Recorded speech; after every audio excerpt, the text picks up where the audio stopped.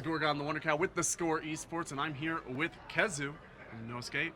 How are you guys feeling coming out of the group stages? Currently, we're pretty happy just with how the wildcard went, that we got out of the wildcard and into the group stage.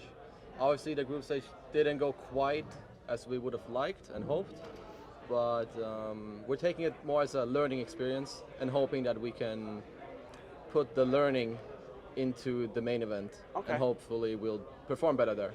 Do you have a sense of what has been going wrong, or are you guys still trying to figure that out, pinpoint down where you've gone awry? I think that's a lot of different things are going right and wrong, Okay. and we're just trying to figure out which are the rights and wrongs in the end.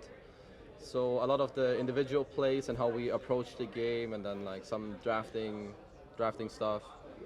That's pretty much it for the most part.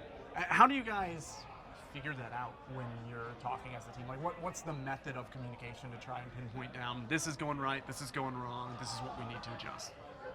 I think it's different from team to team. It comes down to which players are saying it. Usually the players with the most experience will know what is right or wrong. And usually you won't fully know if it's right or wrong, but most of the time people will have a good, like a backup. They will explain why it's right. And then you have your own judgment whether it is right or wrong, and then you come to a conclusion as a team. Okay. You won't ever fully know if it is right or wrong in the end, but you just need to trust it. Is there anybody that has like final word on whether or not if there's a disagreement, who decides what was right and what was wrong?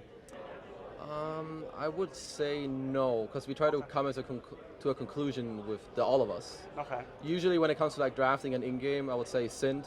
He's the captain, so he has the last word. makes sense. But when it comes to like arguing or just having discussions about what is right or wrong, we don't really have anyone that says, no, this is right. Yeah. That's not how it goes. I was talking to Notahax a little bit, and it seems like he plays a big role in how you guys communicate as well and how you think about the game. Does he help smooth over some of those bumps that you guys might have when you're coming to disagreements? He definitely tries to like reach into the discussion and tell us like what he thinks his point of view.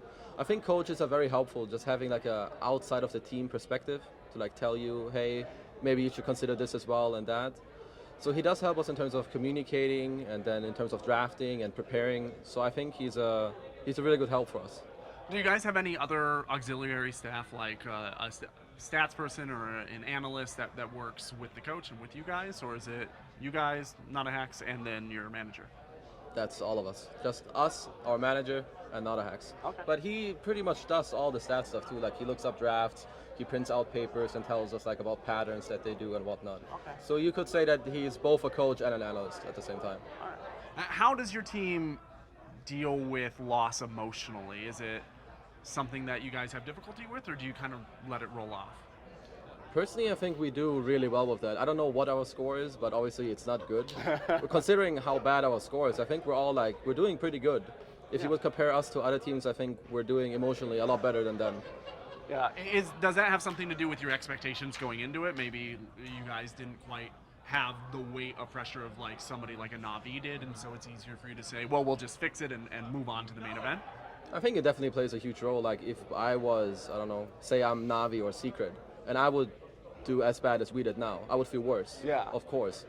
But another thing that people have to keep in mind is that the group stage isn't everything. There's still the main event, and that's where it truly matters how you perform. Yeah. So moving out of the international, do you have a sense of how your team is looking to approach the next season, moving in toward the next major? Do you have a sense of if your teammates are wanting to stick around and be stable, or if the international might play a role in whether or not you change rosters? I think for every team, TI is the biggest tournament, so there's always a possibility that it will make a change depending on how you perform. But I'm pretty confident that we're all having a lot of fun with each other and that we trust each other and that we can do good and that we can stay together whether or not we get last or fifth. That's or great. whatnot. That's fantastic. That you at least have a sense that you're having a good time, Yeah. that you want to Yeah. move forward if you can. How has kind of being shot up into like the biggest esports event in history impacted your personal life, like the way that you approach the game and balance it with your family and your friends and everything else that you do? I think that's a hard question. First of all, I'm really excited and really happy that I have the opportunity to actually be here. Whether I would have gotten knocked out in the wildcard or got here, I would be extremely grateful. In terms of how it affects my personal life, I mean, of course, like my parents are proud and my friends are starting to hear about it, and it's like a big deal, of course. Yeah. But I don't think it has changed that much yet. I don't think it has fully sunk into my head. Do you that I am expect here. it to, if you guys continue to rise through the ranks of Europe, is there a point that you think like this is going to be a turning point in my life? Yeah, I actually feel like that point has already reached me like a while ago. But it can happen even harder than it has. Yeah. Have you started to consider Dota differently as you've been more successful as an individual player? Like, do you look at it now more as a career or more as a job or any other change in perspective? I've already done that even before I started playing Dota, because I came from a different game called Han, which is very similar. I already treated that game as like sort of, so to say, my job. Makes sense. Because I was able to make, if I had to have expenses like paying rent, I had enough money from that game to do that. So I treated it as a job. And so, this is actually An interesting point for me that there are so many more Han players now. Really, the first generation of Han players that ended up coming in, some of them swung over toward Alliance, and some of them are now playing on like OG. We're starting to get a second generation of Han players coming in an influx in Dota, and this is the most players that have never reached an international before in the last several years at this tournament specifically. Do you think that you guys, as a breed of player, are bringing something into the scene that needs? I'm not sure if needs is the right word, but a different perspective, perhaps a different type of viewing the game. It's the same perhaps if a League of Legends player came to Dota, like a good one, they would also give you a different perspective on the game. Like Han was perhaps slightly faster, but there was also like, depending on what game you play, you view the game different, whether it's the same game or not. And I just think that some Han players, they just view it different than Dota players, and then it gives you different aspects of the game. Yeah. Talking to Han players a lot, I get the impression that almost every Han player that I interview, especially people who played Han for a long time and not like semi-casually before coming into Dota 2, they really like very aggressive play. As a general, it seems like they really like to be in your face. They like killing-oriented strategies rather than slow-paced, objective-oriented strategies. Do you think that there's something in the blood of having been a Han player that motivates people toward that perspective on the game? I believe it has to do with, first of all, Han is faster, so you have an easier way of playing that way, like killing heroes and whatnot.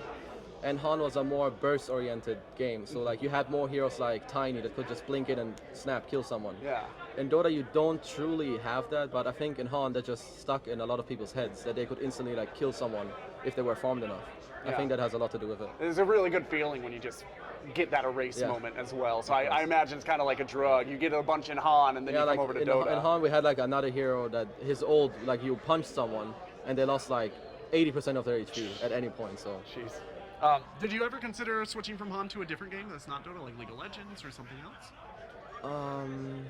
I considered CSGO at one point because I just played it casually and I really started enjoying it with friends. Okay. And then I think that's pretty. It was either CS or Dota. Okay. And then Dota was way closer to Han than it is to CS. Right. And I played League for one game, but that was just not my cup of tea. So. Is there something specific that kind of grinds you about League of Legends that it just didn't mesh with you? I played one game with my friends like a couple years ago, and I don't know, it just didn't attract me at all, like how the heroes were and what the game looked like and like different item builds you could go. It just seemed a bit, I don't know. I just truly didn't like it at all. Okay, cool. I guess my last question is, and you kind of already addressed it, but I just want a firm sense of what you would consider acceptable and what you would consider disappointment in terms of end ranking at the international. Okay, so I think the biggest disappointment would have been not getting out of the wildcards. I think most of us right now are fairly satisfied. Personally, if we played a good game in the main event and lost, I would still be satisfied as long as we played well and like gave it our best. But I think if I would speak for the others, true satisfaction would come if we just win 1 or 2 games in the main event. Great. Thank you very much for your time. I'm sure your fans appreciate it.